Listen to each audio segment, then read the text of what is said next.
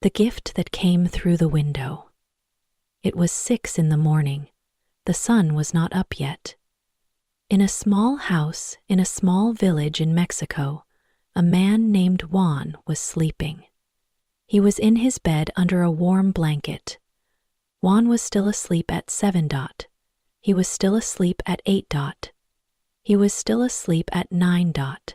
And he was still asleep at 10. Most days Juan woke up at about 11. He liked to sleep. After he woke up, his wife Maria usually went to the shop. The shop was not far. She walked there to buy tortillas and coffee. This was Juan's breakfast. Juan was a lucky man. The shopkeeper, called Mr. Diaz, was a good friend. Mr. Diaz never asked Juan to pay for the food. He gave it to Maria for free. But one morning, Mr. Diaz woke up feeling angry. He was not happy. "I get up at 5 every morning to work," he said to himself. He was talking quietly in his shop, but Juan lies in bed all morning doing nothing. He does not work, and I give him free food. That is enough. If he wants more free food, he will have to do some work for me. He thought about this for a long time as he swept the floors of his small shop. The sun began to rise, painting the sky in light colors. Mr. Diaz's anger grew like a small fire. Later that morning, Maria walked into the shop. She smiled at Mr. Diaz. "Good morning," she said. Mr. Diaz did not smile back. He looked at her with a serious face. "Tell your husband," he said, "that I cannot give him any more free food." Maria looked surprised. "Oh," she said. "Why not?" "I am making an extra room on the side of my house," Mr. Diaz explained. "It is hard work. If one helps me carry some large rocks from the quarry, then you can have more food. Big, heavy rocks. That is the only way." Maria walked back home. She told Juan what Mr. Diaz said. "Oh, no," said Juan when he heard Mr. Diaz's words. "Those rocks are too heavy for me to move. They are very, very heavy. How many times must I say, if God wants to give, he will give. And when he gives, he will push it in through the window. Please, no more talk of work." He shook his head slowly. Maria sighed. She knew Juan did not like to work. "What about a nice cup of fresh coffee?" Juan asked. He smiled at Maria. After that, he put on his clothes and left the house. He walked outside into the sunshine. Later that morning, Juan was walking up the hill. He was walking slowly and happily. He was watching the clouds in the sky. The clouds were white and fluffy. They looked like sheep. Suddenly, he heard shouts behind him. "Whoa! Whoa there!" Juan turned around. He saw that a horse was galloping nearer and nearer. The horse was running fast. A man was riding the horse and shouting, but the horse did not stop. "Whoa!" the rider shouted again, but the horse did not go any slower. Now the horse was right in front of Juan. It was running towards him. Juan was quick. He jumped at the horse. He took the horse's reins in his hands. He pulled hard and made it stop. The rider was an old man. He had long white hair. His face was wrinkled. He looked tired. He got down from the horse. "You do not run around all day like other people," he said to Juan, "but you are there when someone needs you." He smiled. "You are very kind." "It was nothing," replied Juan. "But to be like this is not hard. I try to sleep well, eat well, and not worry about things." "Well, today you really helped me," said the old man, "and so I want to give you a gift." "A gift from God." "A gift from God?" Juan did not understand. He looked confused. "When God gives a gift to somebody," the old man explained, "only the person that God gives it to can keep it. Follow me." Juan followed him. They walked up the hill together. There the old man stopped. He showed Juan a large rock. The rock was gray and heavy. "Under that rock," he said, are some leaves. Under the leaves are some chests. In the chests, you will find the gift of God waiting for you."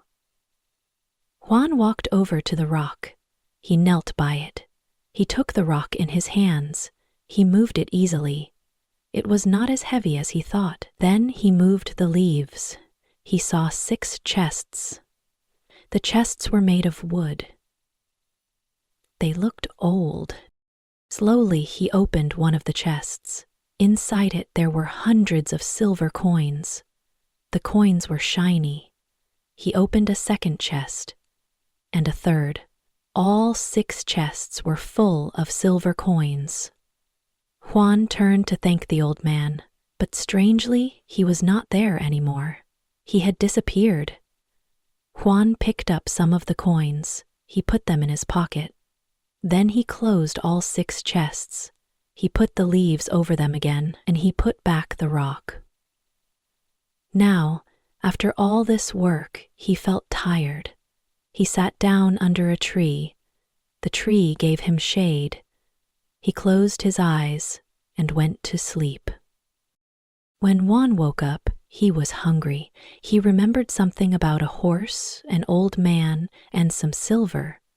Did it really happen, he said to himself, or was it just a dream? But then he remembered something much more important: lunch. He started walking quickly down the hill to his house. His stomach was growling. Suddenly, he heard a clicking noise. He put his hand in his pocket. He felt something hard and round. He pulled it out. It was 6 silver coins. That evening, Maria went back to the shop. She put the coins in Mr. Diaz's hand. "My husband sends you these," she said. "We need rice, chicken, tortillas, tomatoes, and coffee." Mr. Diaz's mouth fell open when he saw the silver coins in his hand. He could not believe his eyes. "How did Juan get so much money?" he asked. "Come to our house tomorrow morning after 11, Maria said, "and he will tell you." The next morning, Mr. Diaz heard the story. Juan told him everything. He told him about the horse, the old man, and the chests full of silver. Mr. Diaz was not really sure if it was true. It sounded like a fairy tale, but he wanted to believe it. "Juan," he cried, "why did you not bring all those chests home with you?" "They were too heavy," Juan explained. "I needed horses to carry them, and I have no horses." "But my friend," Mr. Diaz said, "how many times have I told you, if God wants to give, he will give, and when he gives, he will push it in through the window."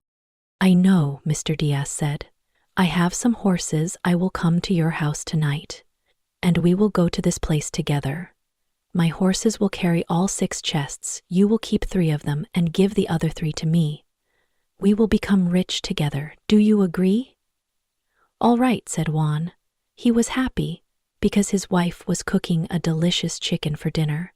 He could smell it from the doorway. Mr. Diaz went back to his shop, but he began to think. "Why must I share the silver with Juan?" he asked himself. "The horses belong to me. Without them, Juan can do nothing, and he will not know what to do with the money. He will just eat and sleep as usual. But I always know what to do with money. I will build a larger house." He started planning how to build a bigger shop. He dreamed of being the richest man in the village. That night at 11, Juan was asleep. He was snoring softly. "Husband," said Maria, "wake up. It is already 11, and your friend has not come." "He is just late," said Juan, and he went back to sleep. He turned over and closed his eyes. An hour later, Maria woke her husband again. "Husband, it is midnight, and I am afraid that Monsieur Diaz has decided to keep all the silver for himself." "Midnight? It is too late to go anywhere now, wife. Go to sleep." After that, Juan and his wife slept all through the night without waking up again. They slept soundly and peacefully. While Juan was sleeping, Mr. Diaz went up the hill. He took his horses and his men. He told the men to move the rock and look under the leaves. They found the 6 chests. "Open them," Mr. Diaz said. He was excited, but when they opened them, they saw no silver coins inside.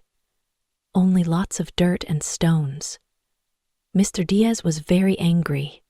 "My friend Juan is laughing at me," he shouted. "He thinks that this is funny. Well, I know how to be funny too." He told his men to put the chests onto the horses, to carry them down the hill, and to leave all the dirt and stones in front of Juan's house. They did this. Then they went back home. Mr. Diaz was still angry, but he thought he had played a good trick.